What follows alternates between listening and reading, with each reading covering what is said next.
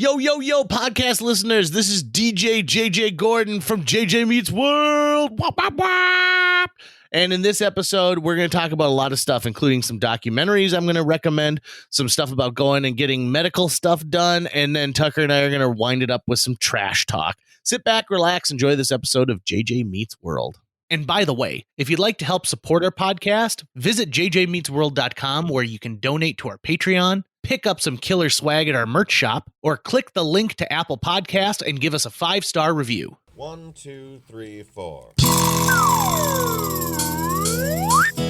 JJ Gordon, sort of like that Indiana Jones, in that he's always sniffing out his next adventure. Yes, he is. He's always interviewing guests so he can have them on his show and they can talk about pop culture, arts, and leisure. JJ has his flag unfurled and he likes his french fries curled, and he's fun and then he twirled as he goes to meet the world.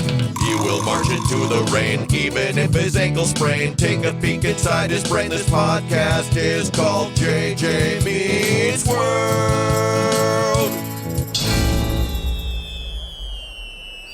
This episode, just so that the listeners know, is going to be all over the place.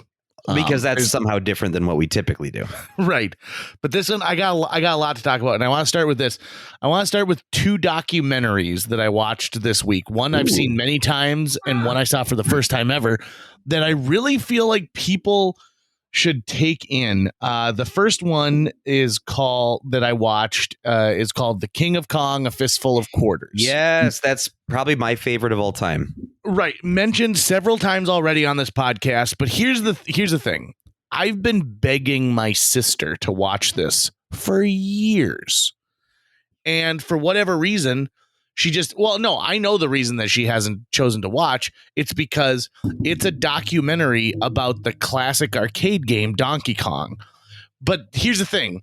It's not. Right. Right? Like you will be surprised when you watch this documentary how it is truly about good versus evil and manipulation and false idols and the ability of one man to just go after something to make his dream come true. Here's the premise of The King of Kong, A Fistful of Quarters, directed by Seth Gordon. There in like 1982, there was a famous Life magazine cover story done on a place called Twin Galaxies, which was an arcade that started maintaining at a time when really people, just thought arcades are a place where people go to feed quarters into machines, started taking into account who had the high score, not just on a single machine, but on machines anywhere. And so they bring all of these kids together who have high scores and everything from Galaga to Joust to King, essentially like Donkey Kong. Yep, and let's not forget Frogger, Bosconian. Really, like it was the Renaissance. No, that's not, because that's a rebirth. It's honest to God the birth of classic video games, and these are the old arcade style. Put a quarter in and play video games. And I'd say, even maybe at the very beginnings of video game culture, where people were identifying as, I am someone who does this with my free time. This is what matters to me. Yeah. And so there are 2 gentlemen who are part of this. One is named Steve Sanders, who claims to have a 3 million point score in Donkey Kong. And another gentleman named Billy Mitchell, who at that time had the high score, I believe, in Pac-Man. So we're talking like these are like 17-year-old kids. And Walter Day is the official referee of video games. He's the guy who owns Twin Galaxies. And so they get everyone together for this Life magazine shoot. They close down the street so that they can roll all of these cabinets onto a city street and take this photo for Life magazine. As soon as they take the photo, Billy Mitchell turns to Steve Sanders and he goes, "You're a liar. There's no way you got that many points. Let's play right now." And they both played, and Billy Mitchell wipes the floor with this Steve Sanders guy, just absolutely annihilates him and sets the world record for Donkey Kong right then and there. let's flash forward to the year 2006. And a gentleman by the name of Steve Wiebe, who is a loser. I mean, in every way you can in life, this guy has just come up short, or at least got second place, right? Never took first. And it's not even second place. He's the kind of guy who shows up and it turns out that they canceled the event and had it somewhere else in town, and he couldn't make it there in time. Yeah. So they talk about how he had a high school baseball team and it's the state championships and he can't pitch because he's hurt his arm. And then he goes to college for engineering because his dad was a lifelong employee of Boeing, and he starts working for Boeing. And on the day they sign the paperwork for their new house, Boeing's like, "You're fired." And so this guy has just always a very talented musician, but the band he was a part of, other people decided to take it full time and he didn't follow through with it. So he's a guy who just never can quite grab that gold medal. And so when he was laid off, got a Donkey Kong machine and found out there's a world record for it. And he says, "I'd like to have a world record. I like something that says Steve Wiebe and it's a world record." So he starts playing in his garage, and eventually he is able to get the high score, and you videotape yourself with an old fashioned camcorder. And he's able to get the high score in Donkey Kong, and he submits it to Twin Galaxies. And this is where things go goddamn bonkers. Because there is this underground world of people who are official video game referees, and they all kind of worship at the idol of Billy Mitchell. And taking one of Billy Mitchell's high scores away, excuse me, is unheard of, right? And so this back and forth starts. I finally get my sister to watch it. She calls me this morning at 7:00 in the morning saying, "I waited until 7:00 to call you because I finished this at 2:00 in the morning." She said, "I'm amazed. I'm blown away at how amazing this documentary was and how invested I was as part of as a watcher." And I said, "I know it's incredibly crazy because it becomes good versus evil. It becomes the will to win. I am blown away at how good King of Kong: A Fistful of Quarters is. And I've been amazed since it came out in 2008. Yeah. I can you help me remember this though? I don't know if that's been released on anything past DVD. Has it been? It hasn't. It's available for streaming right now. And I think so I've found out something while I was watching this thing, which is they were able to license some pretty interesting music for this. So Eye of the Tiger is one of the things. Okay. And if I was a betting man, I would say that it's because they only licensed it for a DVD release. Got it. Okay. And so I'll bet you the music rights keep it from moving into Blu-ray. But really, if you did move into Blu-ray, I wonder how much you would get out of it, because they filmed it with, even at the time, pretty low definition cameras. Yeah. I mean, I think it was all mini DV camera work shot. I think I'll have to, once I go back and see it again, maybe it's a little different than that, but it's definitely not shot on film. That's for damn sure. It's the kind of documentary where you go, this is real? Really? But it is. It's 100% real. And Billy Mitchell as a character is, as a villainous character, is so interesting. And it's hard to describe why he's so interesting, but maybe it's just, I don't know, there's some sort of disconnect. You can see how he sees himself. Maybe that's what it is. He's the kind of character who you go, oh, we can definitely tell how this person sees themselves, right? With the long mullet cut and the USA ties, and USA being his initials that he puts in every game that he plays. And then the fragility of him needing to, one up Steve Wiebe with what has since been called out in pretty big fashion as being a cheat where he was using ROMs instead of actual hardware to do it, which was actually, I don't know if you're aware of that, JJ, but oh yeah. So that's the beauty of this documentary, right? So you watch this, you've got hours of more content just by going online and finding out what this documentary has inspired other people to do and where the story has kind of progressed for the individuals. Can you imagine if the filmmakers did a follow-up, like, all right, 15 years later or whatever the time span is, here's where everyone is. I know that, I think I've said this on the podcast before. A buddy of mine, James Larson, shout out to James, although I know he doesn't listen, but hey, James, if you're here, the shout out, who I worked with on the Heartland Poker Tour.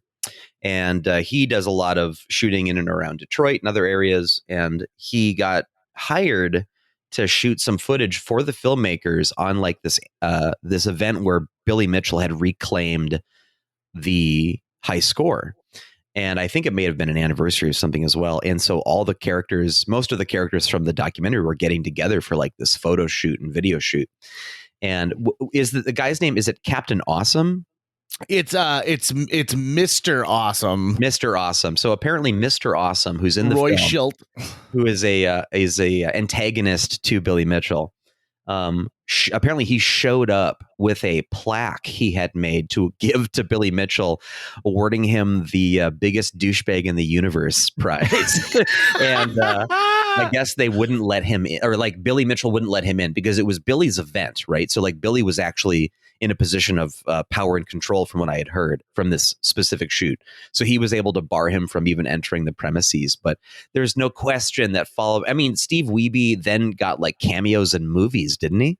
Yeah. So like Seth Gordon goes on to direct like the movie Four Christmases with Reese Witherspoon and Vince Vaughn, and gives him a role in that movie where he's playing a regular Nintendo version of Donkey Kong.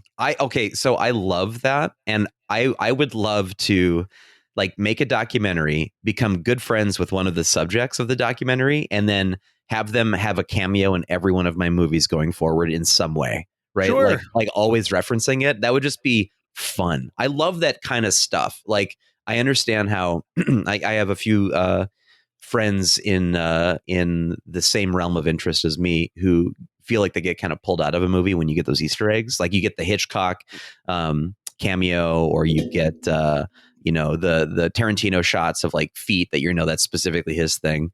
But I think when you see those little trademarks, I actually love it. I actually look for it. I think it's fun to see. It doesn't bother me at all. That it doesn't pull me out of it to get those winks. It's sort of like if you watch a Tom Hanks movie, you're always waiting for the scene where he pees. Yeah. Right. Like, and like, if you don't get it, you're sort of like, oh, I was anticipating that the whole time and it didn't really happen. And for those of you, start thinking about this. If this is the first you've ever heard of Tom Hanks peeing in movies, really start thinking about it. Forrest Gump, A League of Their Own, Apollo 13, The Green Mile. I mean, it goes on and on and on. He pees a lot in movies.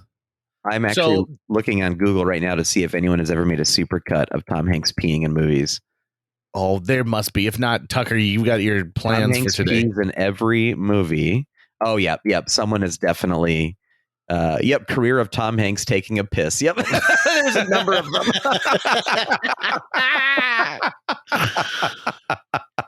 That's fantastic.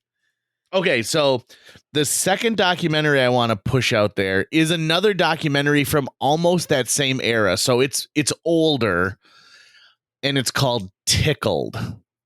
Have you ever heard of Tickled, Tucker? Never heard of it. Hold on. Can I guess? I'm going to guess. Sure. I've never heard of it, but I'm going to guess. It's about the Tickle Me Elmo craze. No, it's not. It's not. Shoot. Okay. In fact, here's the thing.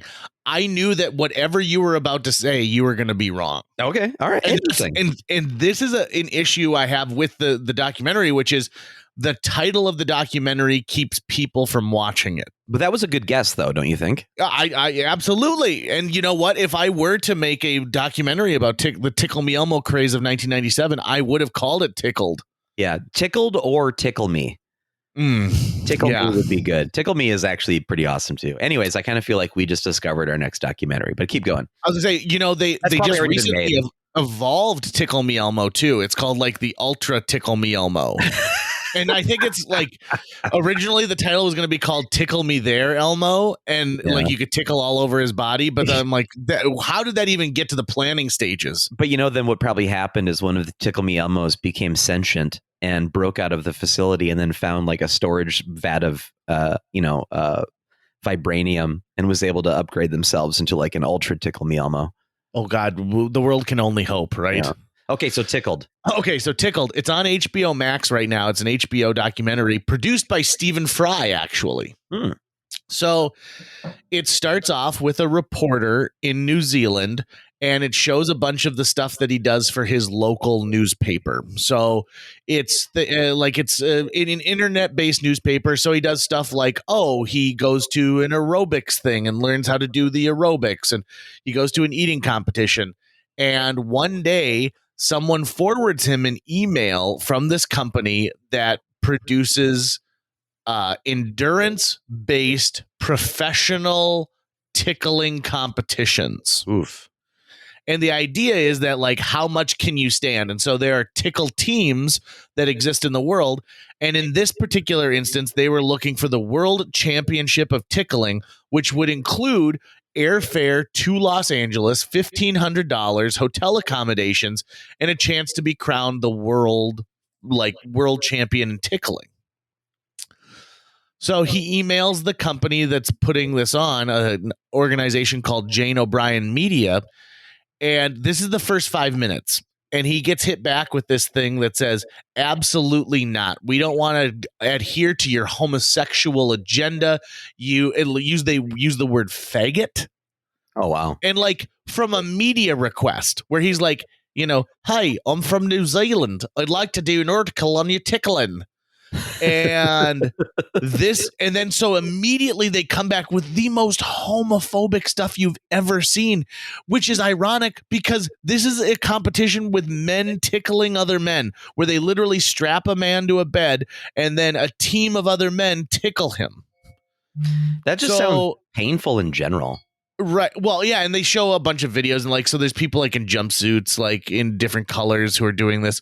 So this documentary, which lists itself as a documentary about professional endurance tickling, is anything but.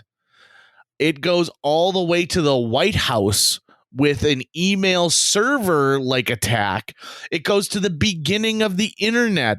It goes to identity theft. It goes to FBI investigations. It goes to tickle cells, which are state by state low income areas where men are paid to tickle each other.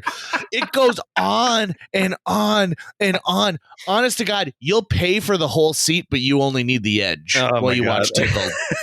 So by this company essentially sending this guy this incredibly homophobic and rude, and then threatens him. This says if you don't stop, we'll make, we'll hurt you publicly and then we'll sue you.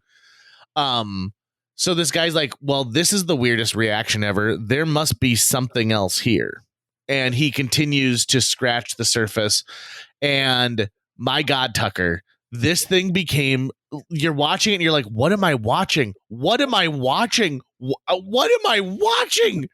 At one point, we had to move down to our basement because I didn't want the neighbors looking in and watching me, watching me watch this thing. And at points I was holding my hand over my mouth in an oh my gosh stance, and then I definitely don't want them being like, oh, he's really into this. Oh my, good gravy. So this documentary, it's on HBO Max, and I think you could probably rent it on Prime. Holy moly. And then there's a follow-up mini documentary you can watch on YouTube called The Tickle King. And it's about, after this documentary comes out and exposes a bunch of stuff, what happens to the filmmakers as they are now being targeted by the groups behind this. Right. It is insane. I was dumbfounded watching Tickled. And again, it's just like King of Kong. It's a difficult thing where you're like, oh, it's a documentary about Donkey Kong, but it's really not. It's a documentary about competitive tickling, but it's really not. I talked about this during my day job this last week, and somebody texted in the next day and they said, well, I heard JJ talking about this, so I thought I'd give it a go. My wife could only last about 20 minutes, but I am unsure what I watched. And I'm like, I know. It's so weird. It's so bizarre. And I sent the trailer for it to a couple people. And that's the other thing too, is if you can just trust me and watch this without watching the trailer or reading anything about it, you are going to be in for a roller coaster ride. And I'd love to hear some feedback afterwards from people about it and what they thought. So those are the. Have you watched any good documentaries lately? Just out of curiosity, Tucker. I feel like spring's a good documentary time of year. I mean, I actually just haven't watched anything for at least the past month, just about. I think the last movie that I watched was with you, Sonic 2. My life hasn't really had room for it, and I feel the loss of that, but like that's about to change here pretty soon. And so I've got a whole list of things to see, but I've got a bunch of superhero stuff to catch up on before I touch a documentary. So I'm trying to remember what the last doc was that I even watched, which is a shame because I love documentaries. I want to throw this out there too. You have been a part of making several documentaries. Yeah. And, so is there any way that people can see any of that stuff? Like if people want to watch like the piece you did with Dean Syme about record collecting. So I do believe all of those are still with the Audience Awards company. And if they have a website up still, they would be able to be streamed there. They might, one or two might be on YouTube, but I share those films with another filmmaker, Greg Carlson, and I don't remember if he has them up on Vimeo or something, so I'd have to check with him. But usually the Audience Awards website, which was the company that was running those competitions that we were entering, would have them for streaming after that. But yeah, we did 3. We did The Hammer and the Axe, which was about Tim Jorgensen, who was an apprentice blacksmith to master blacksmith Doug Swenson. And that was one that Greg directed. When Greg and I team up to do documentaries, typically we're both producers, and then he'll handle the bulk of the directing and I'll handle the editing and all the post-production stuff. And so, that was about Tim and Doug. And then we did another one, which was about volleyball, called Libero Middle Right, which is named after some of the parts, the positions on the volleyball team. And then the one you just mentioned about Dean Syme was called A Perfect Record. And all of them are listed on IMDb, so you can always find links to where they might be available on that. Documentary filmmaking. I mean, really, documentary filmmaking is something that I kind of engage in a lot as a style, even though I'm not typically making films. I'm making commercials or promos or videos for other things, but I'll approach them in much the same way, where I basically go and take a camera and try to capture the subject in its natural habitat, right? For lack of a better phrase. And then you take all that footage and you go, okay, there's a story in here somewhere. Let's go try to find it. And then you dig into what you have and you try to construct something from it, versus say a narrative fictional film where you've written a script. Someone has written a script and you're going to produce that shot for shot the way that the script is spelling it out. So it's sort of like a documentary is something where you go out and like you're catching butterflies, you're just gathering footage and gathering footage and gathering footage that you think would be useful in some way to tell the story of your subject. And then you get into the post-production room. And you've got all this footage and you've got all these sound clips and you've got all these resources. You've probably got scans of documents of photos or whatever. And then you go, okay, there's a story inside this pile of stuff. And we're going to whittle it away like we're chiseling at a piece of marble and creating a sculpture. Which I imagine has to be incredibly difficult because you do have so much footage, right? And so a lot of times we're talking about people to go out and you might have 2 cameras taking from 2 different angles, and each angle might tell a different story. Right. I think results may vary, but ultimately it comes down to the subject itself. And is what is being documented, is it actually intrinsically fascinating in some way? Is there something deeper that would capture a larger audience? Which is why documentaries like King of Kong, A Fistful of Quarters are as popular as they are. Because if it was just about Donkey Kong, only a few thousand people would probably watch it. who would really care about that and really follow through on caring about it. But the fact that there are these deeper themes, this deeper story about competitiveness and pettiness and the battle, the cultural battles over a digital ground, that's super interesting intrinsically. And so that's why people want to follow along with it. So if you can find that, that kind of does most of the work for you. And then after that, you're just sort of hoping, well, I hope the footage, I hope it's all in focus and I can make something of this that works. But if you are shooting something on your cell phone, but the subject matter is super interesting, then the audience is going to be there for you. They're going to be along for the ride. So I wanted to also give like a personal life update because my life changed pretty drastically this week, pretty quickly. And a couple of weeks ago, I went to the doctor. Now, I'm a bad person at going to the doctor. I'm just really bad at it.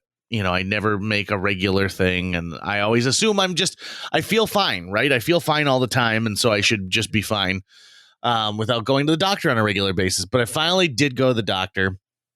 And they did some blood work and they're like, hey, you got to come back here.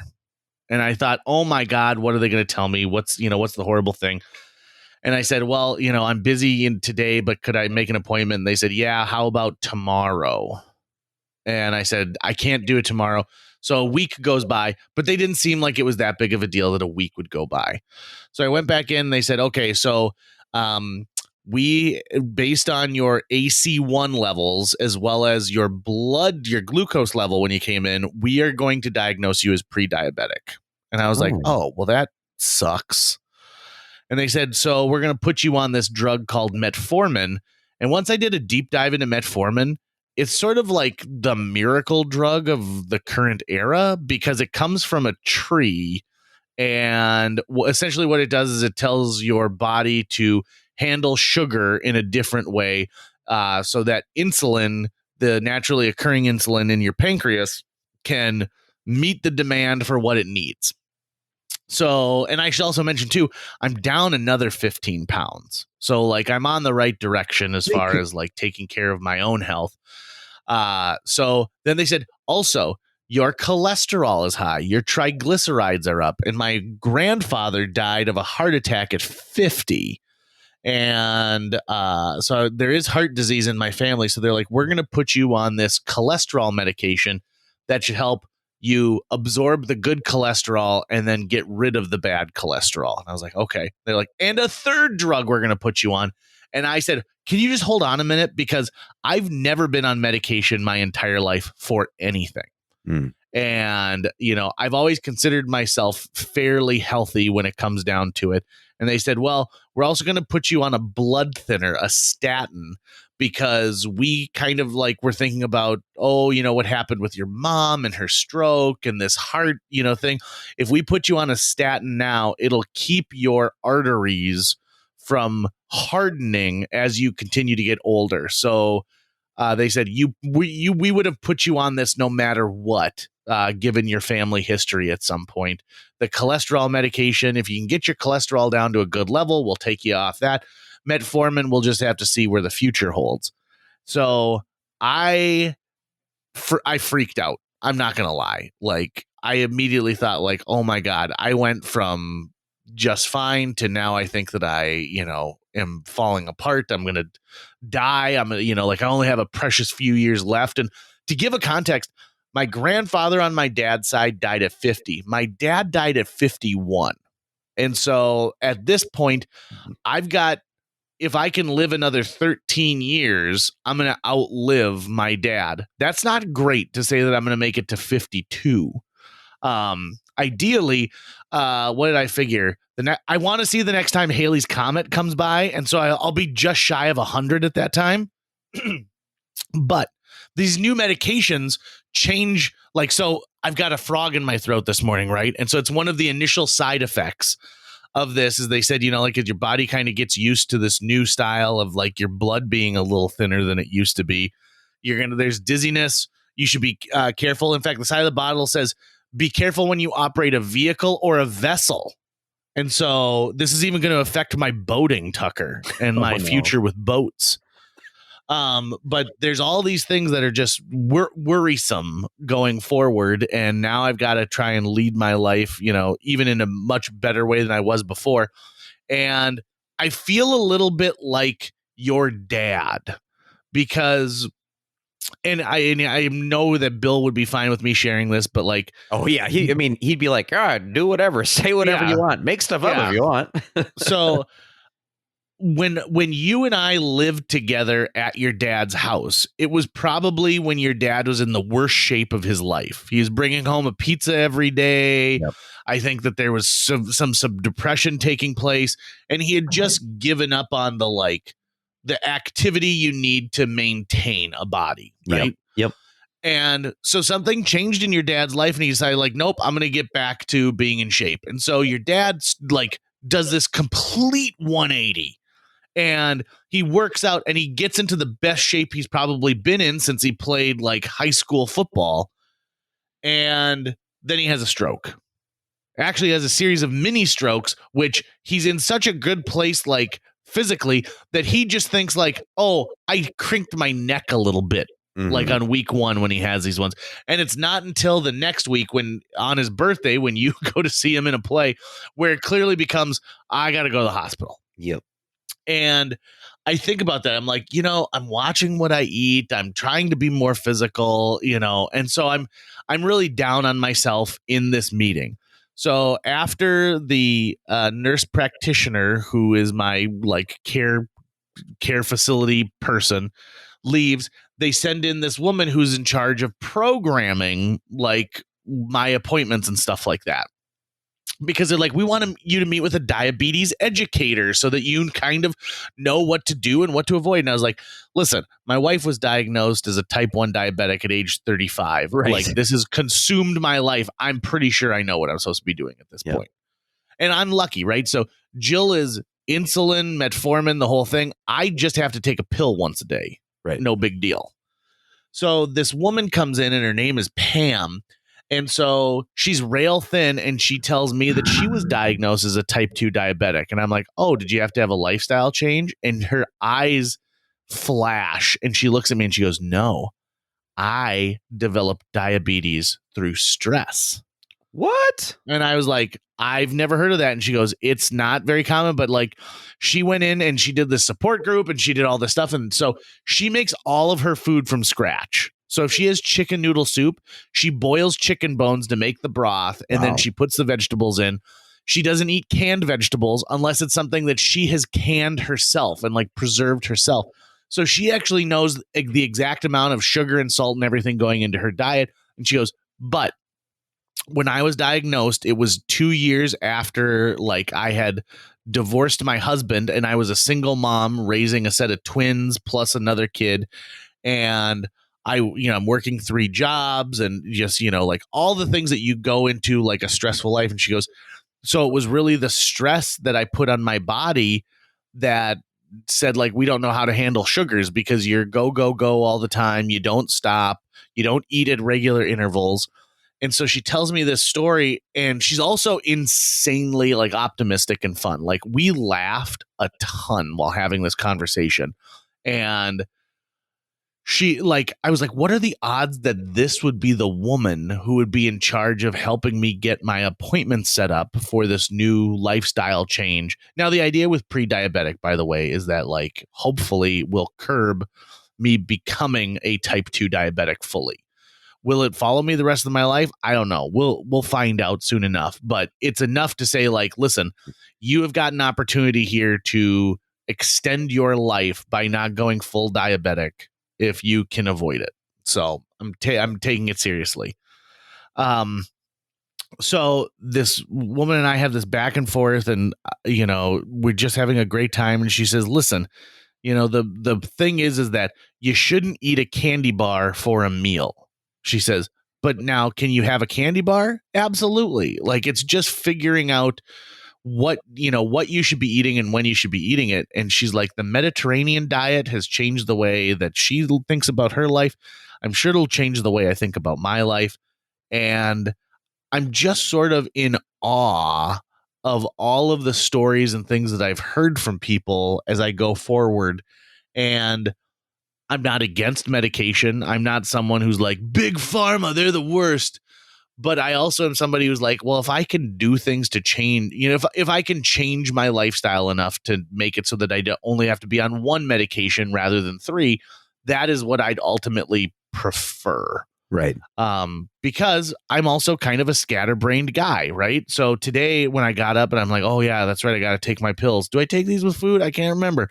And I didn't actually roll out of bed today until like 9:15. It felt amazing to sleep in. And then I thought, oh my God, I'm supposed to take these in the morning. Is now technically still the morning because I'm going to take these at like 6 a.m. tomorrow.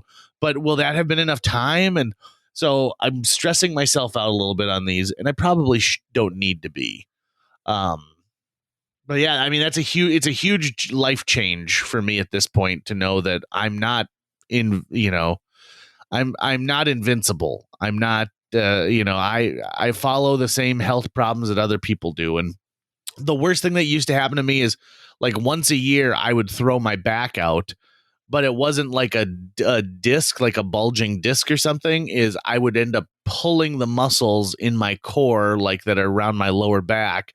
And it was usually due to dehydration. So I'd been drinking too much Diet Coke. So I've started using these liquid IVs, which are essentially like it's a salt sugar mixture that tastes like oranges. You put it into water and it's supposed to help you hydrate. It's supposed to help you hydrate better than just drinking straight water. Right. Now, that being said, I think a lot of people would be like, just drink water. Just drink water. You're fine. Just as long as you drink water, you don't need to hydrate. You're not lifting for 4 hours every day and expanding all of this stuff. You don't need this. And so my goal will be to just say like, listen, I'm going to only drink water from now on. And I'm not a drinker, drugs are not a part of my life.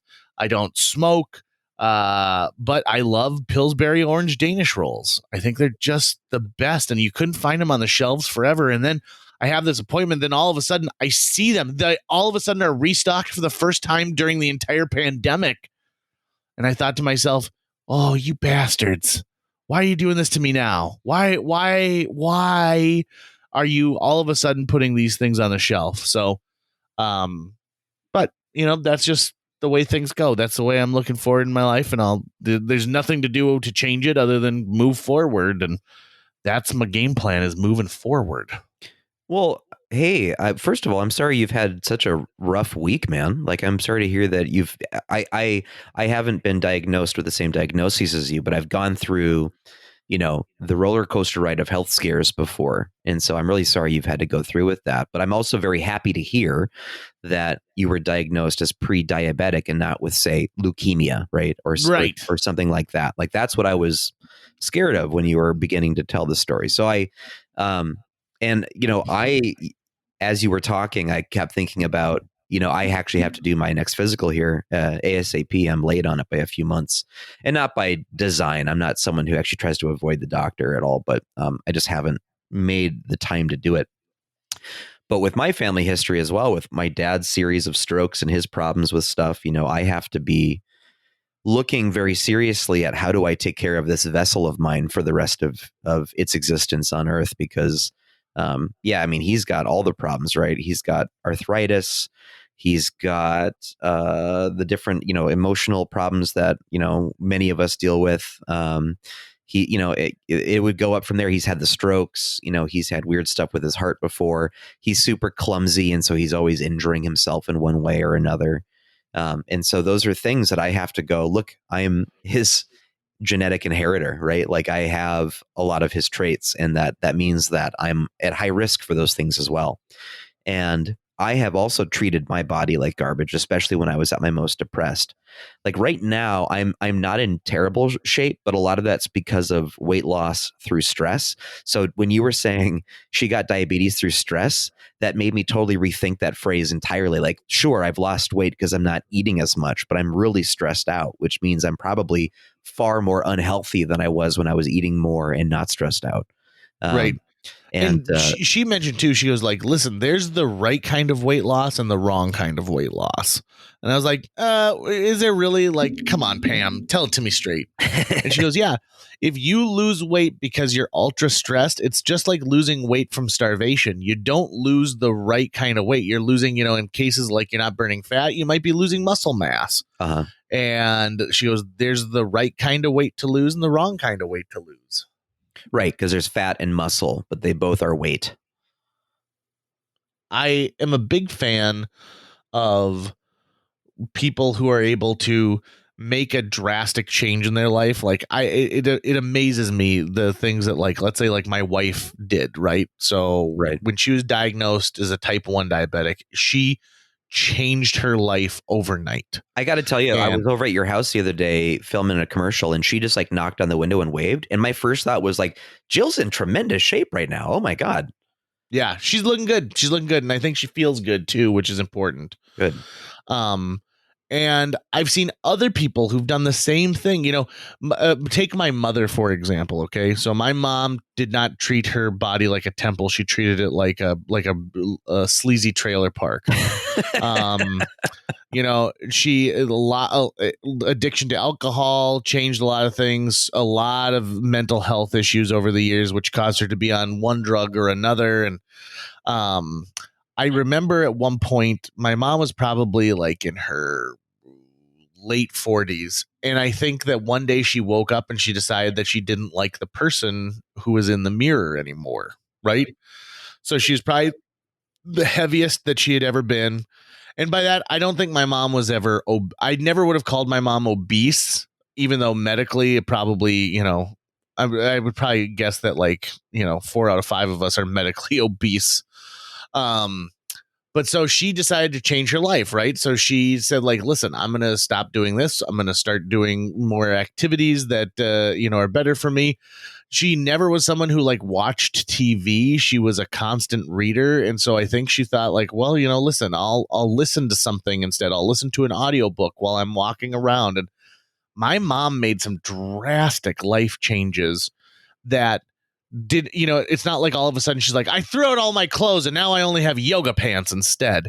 But what she decided to do was to lead a life that was just healthier with choices. One of those being to, become sober and get rid of alcohol in her life. And that changed my mom, from the gray and kind of ashen skin, to having something that was more vibrant and alive.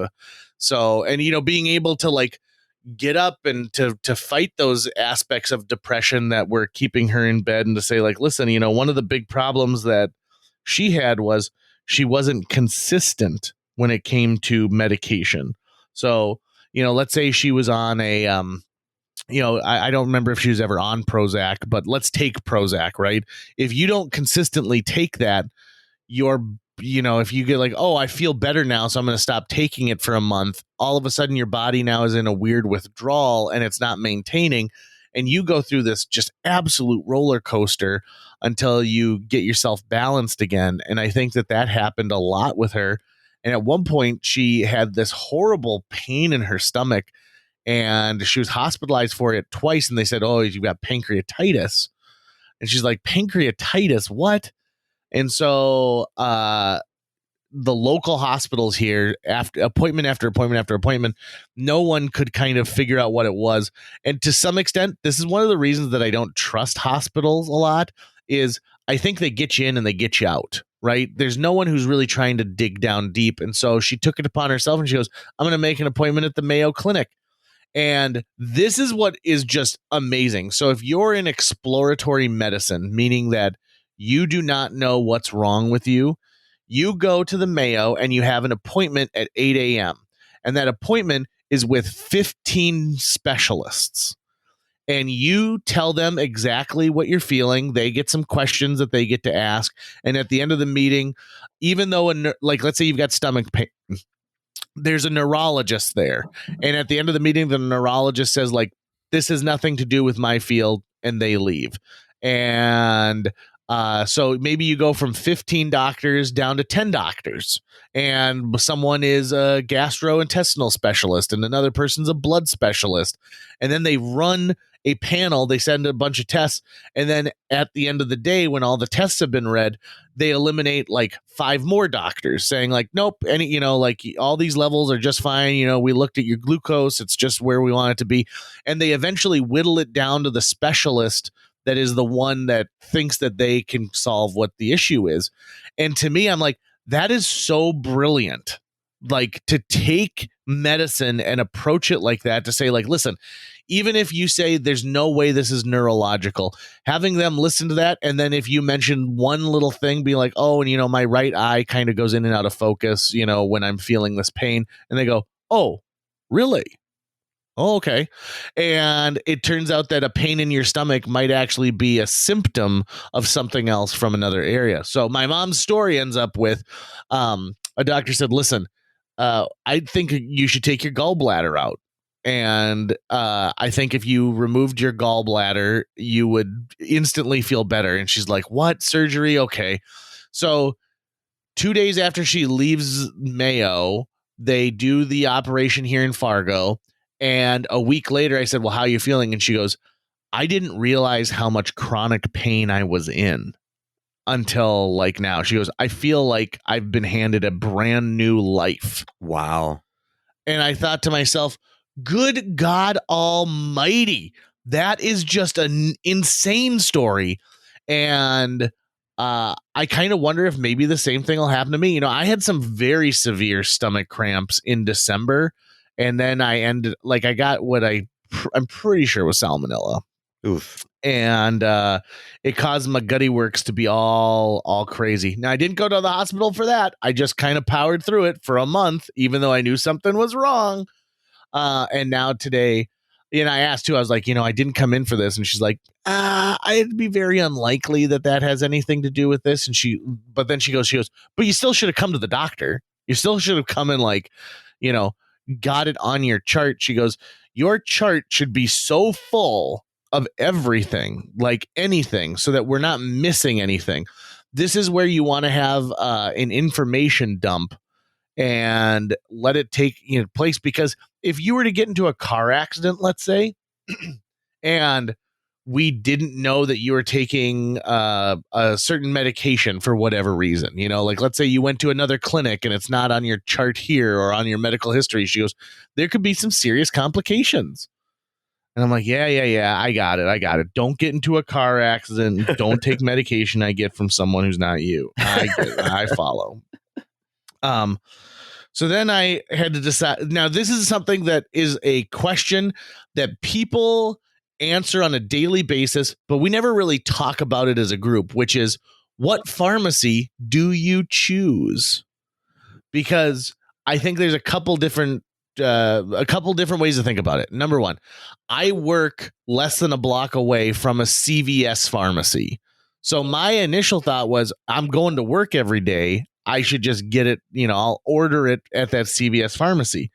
And then my wife was like, why wouldn't you use the Dakota Clinic pharmacy that's a block away from our house in the hospital there?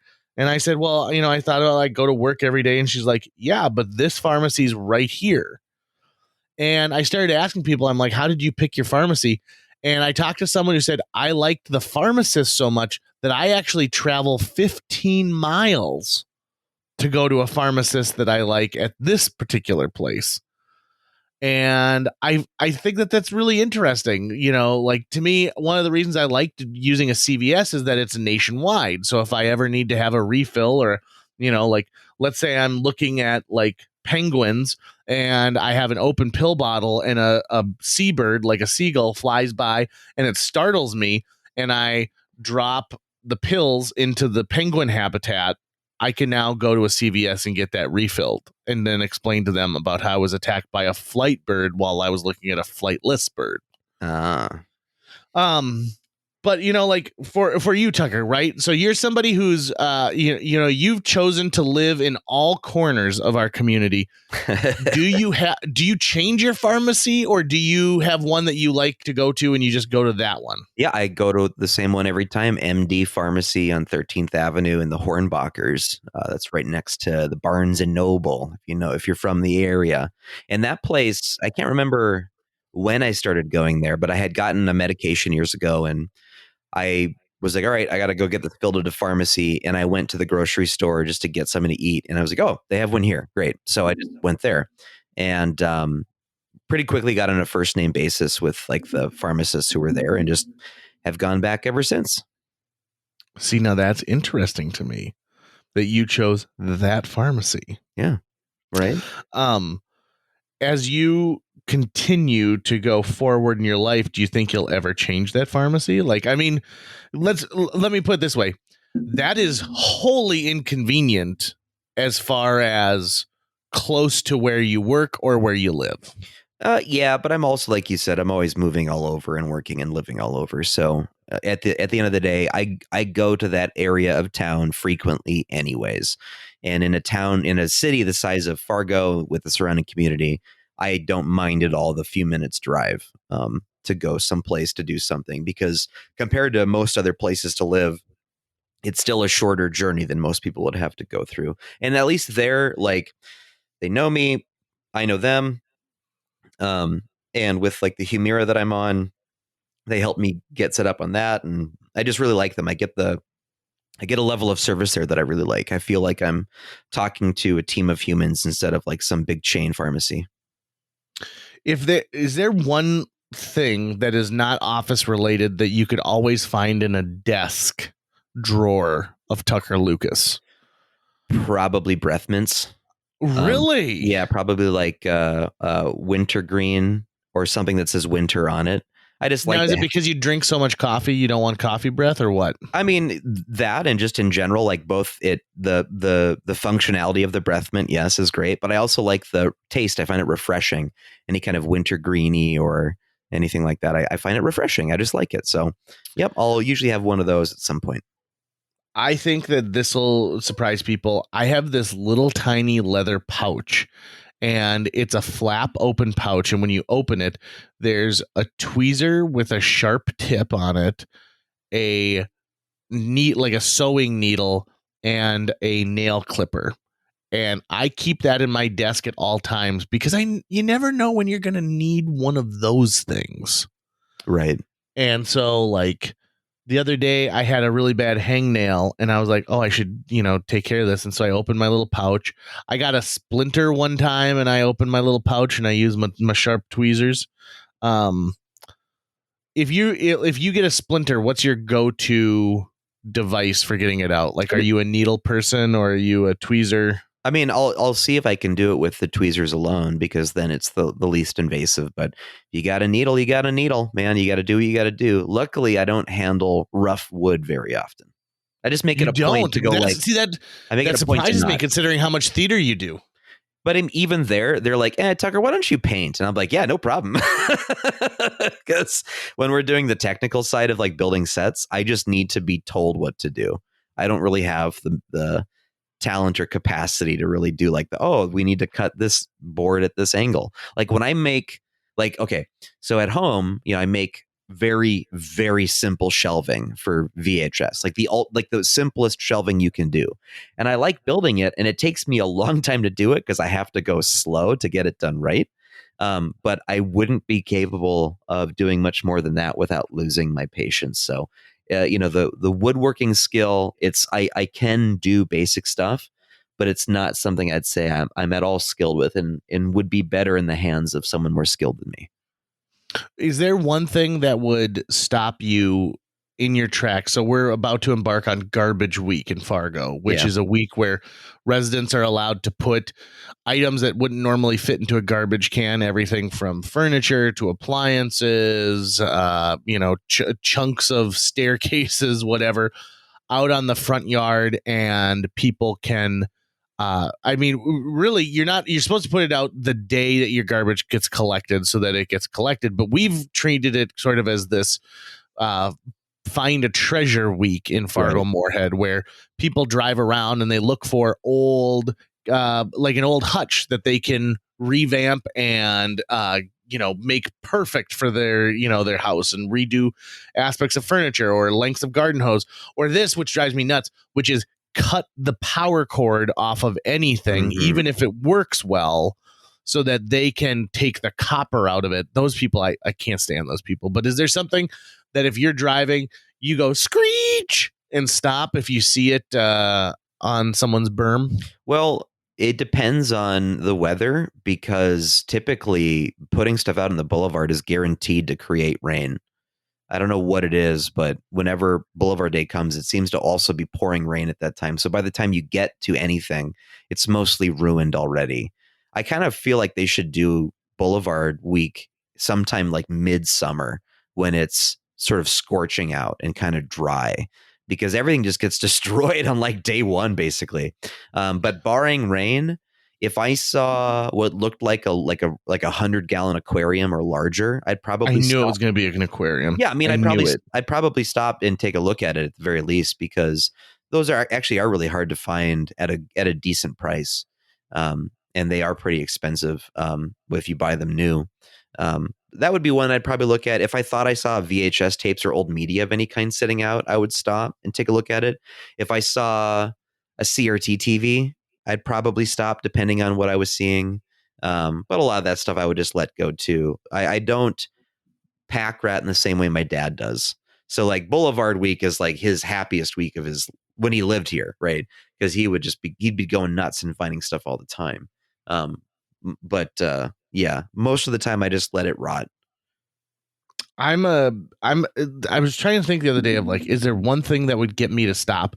And my biggest regret of all time is my neighbors wheeled out an old fashioned like popcorn popper. And the size that that you'd put in your basement, and like, you're not going to make popcorn for a big event in it, but it's enough popcorn just for everyone. And it's on a little cart, and I saw them wheeling that out there, and I was walking into my house and I was on the phone, and I finished my phone conversation, and I was like, I'm gonna go grab me some pretty awesome popcorn machine. And by the time I got out there, someone else had grabbed it. That bummed me out. Lame. Big time. But I also think too, like, my friend Scotch has a great story where he and his buddies found an old couch that looked like it was pretty decent. And so they had a couch warming party where they bought a keg and everyone started drinking at their apartment and having a great time. And Scotch is like, oh, one of the guests came over and like, hey, I got stung by a bee. Do you have a first aid kit? And he's like, yeah, come on over here. And so they get a first aid kit. And then another person goes, hey, I got stung by a bee. Do you have a first aid kit? And he goes, what?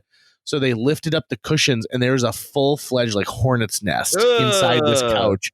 So everyone runs out of the apartment. And so they all get dressed up in like, protective clothing, and they end up throwing the couch over the side of the balcony.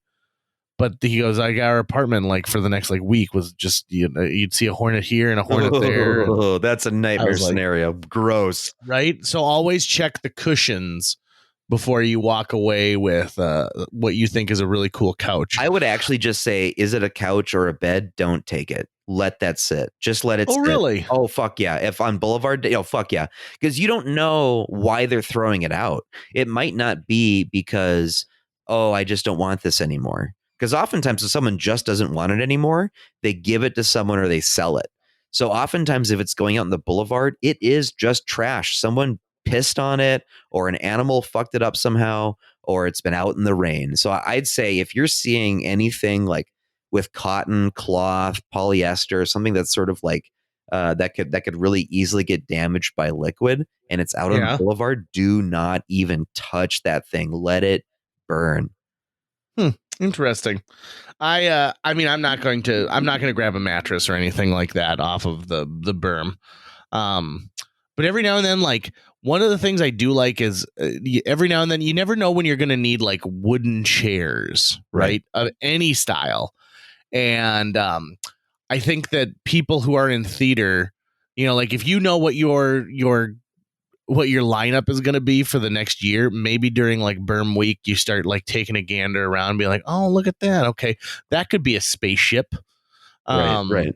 And you just start collecting that stuff. But at one point, I've known people who just spend their entire lives collecting stuff during 1 week and then fiddling with it for a year just to make something of it later on that they end up throwing away. Like for a while, I thought it'd be really cool to get a bunch of old grills and take the lid off of the grill and wire it with a light so that you could have like a grill light or a shop light that looked like the hood of a grill.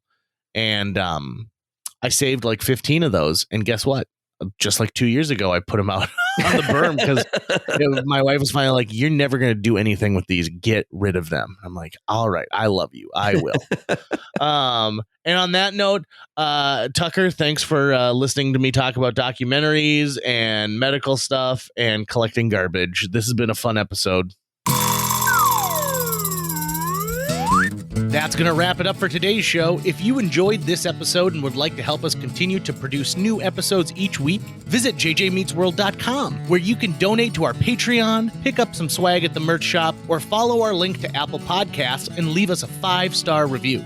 You can also follow us on social media. We're on Facebook, Instagram, Twitter, YouTube, all the sites the cool kids are using these days. JJ Meets World is produced every week by Tucker Lucas. You can find out more about Tucker's work by visiting moonbasemaria.com. If you want to get in touch with your host with the most, check out linebenders.com, where you can find direct contact info for JJ or booking information. I had neighbors who I am positive, absolutely positive, were swingers, and every year on garbage, like cleanup week, I always wonder, like, what are you going to put out on the berm? You know, what did you break recently?